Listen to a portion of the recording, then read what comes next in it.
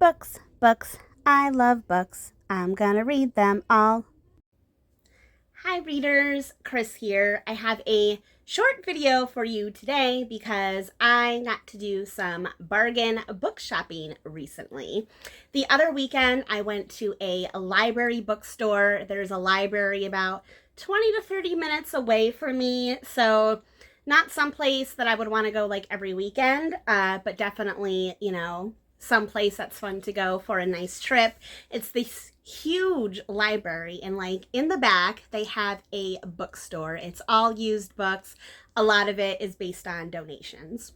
Now, I had planned on doing some more filming in the actual store. However, when I went in there this past weekend, I don't know how else to explain it other than there was just a feeling I could read the room. I took out my phone to record a few things. No one said anything to me, but I got a lot of looks and it made me feel uncomfortable. So I was like, okay, I'm not going to do that. So don't have any footage from my shopping, but I'm going to show you what I bought. Starting with something that is really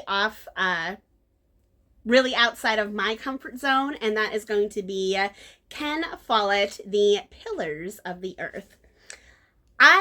The only reason that I've picked up this book is because of Jeremy Fee. I heard Jeremy talk about this series. He's talked about Ken Follett before. I've never read anything by Ken Follett, but he's done a ton of books. His books are bestsellers. Obviously, there are a lot of people that like his stuff. I do enjoy historical fiction to some point. So I decided I want to give this one a chance. I want to see what all the fuss is about. I want to see if it lives up to the hype. And yeah, it's a pretty chunky one, so I don't know when I'm going to get around to it, but maybe next year I will read The Pillars of the Earth. Next up, I have a fantasy book that I was super excited to find, and that is Sabriel by Garth Nix. Sorry if I'm not pronouncing this right. Garth Nix is one of these authors, a fantasy author, that I feel like I've heard about so much, but I've never read any of his stories. I kind of feel similar to him, like I feel about John Gwynne. He was someone I heard about. I know his books are popular. I had never read them. So I was super excited to find this one. Unfortunately, they didn't have any others. It was just this one. But hey, if this one's good, maybe he'll be a new favorite author of mine. We shall have to see. Next up, I found a book that I'm super excited to add to my collection, and that is The Wolf Gift by Anne Rice. Now, I have been collecting Anne Rice books for a while now. I haven't read very many of them. I've read Interview with the Vampire and a couple of the ones that directly follow it, but I haven't read too much outside of that. And I feel like once I finish my Stephen King journey, I feel like it might be a good idea to do a Anne Rice journey because she's had so many books. She's a legend. Yes. So The Wolf Gift was one that I did not have, and there's another one I did not have, and that is The Witching Hour. The Witching Hour. Yes, another super chunky book. I got a lot of chunkers. On this trip. Witching Hour, another Anne Rice book that I have not read, but witchies, it's October, it's Halloween. I couldn't not pick this book up, so. Next up, I decided to pick up a book that I already have. Now, why would I buy a book that I already have, you might ask? Well, because it's You Suck by Christopher Moore, which is a fantastic book, and this particular edition has red sprayed edges. I mean, come on, how cool is that? Usually you don't see sprayed edges in paperbacks. They're usually in hardcover, I feel like, special editions. I had no idea that You Suck had this sort of an edition. I think that's really cool. I absolutely love Christopher Moore. I love You Suck, but I'm going to have to get rid of my other version because my other edition does not have sprayed edges. And this one did, and it was like $1, so it just had to come home with me.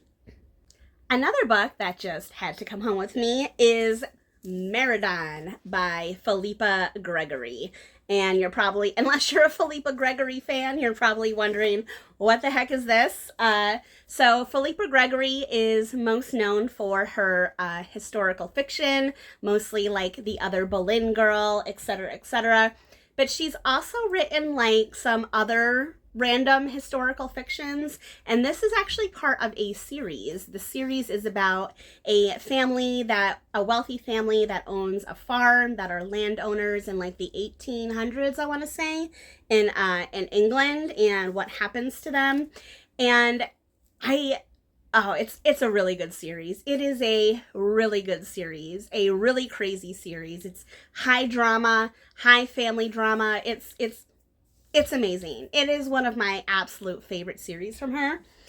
I had a collection of the 3, and unfortunately, many, many years ago, I was going somewhere where I had this book in my car.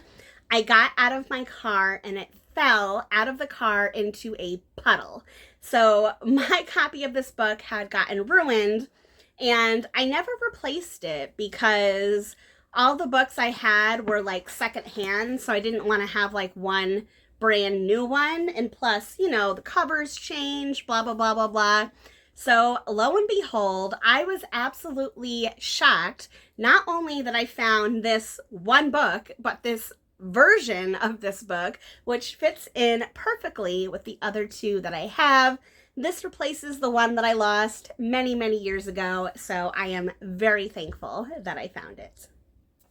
Next up, I have another one that I forgot to mention earlier, and that is another Anne Rice book. And this one is The Road to Cana. Now, Anne Rice wrote a duology about, Christ the Lord. There's the first one, which the name I can't remember off the top of my head. I'll put it somewhere when I am in editing mode. And this is actually the second one, The Road to Cana. So now I have both. I really don't know much about what this series is about, other than it's about the life of Christ. I don't know anything else other than that, but like I said, I'm trying to collect all of Anne Rice's whole catalog, and I am well on my way to getting there. And finally, that brings me to my last 2 books that I got, and these are part of a series called the Chronicles of Nick, and they are Infamous and In Vision. Infamous and In Vision, the Chronicles of Nick. These are by Sherilyn Kenyon, and you may recognize her name because Sherilyn Kenyon is most known for writing like adult supernatural like romance. She writes smut books, basically. She writes like the one that I read most recently was Night Play. It was about a girl that meets a werewolf and they have sex and they fall in love. Like, that's the kind of stuff that she writes. However, she does have a couple other things that she's written, and one of them is the Chronicles of Nick. And this is actually a YA fantasy series. It's a YA fantasy series. Now, I have never read the Chronicles of Nick because there's like 8 books and I don't have all of them yet. However, I now have at least half of them. So I could probably start reading this just to see like if it's any good before I buy the rest of them. But I'm one of those people, like when I like an author, I try to collect everything they've ever done, even if I don't read it right away. So maybe it's just me.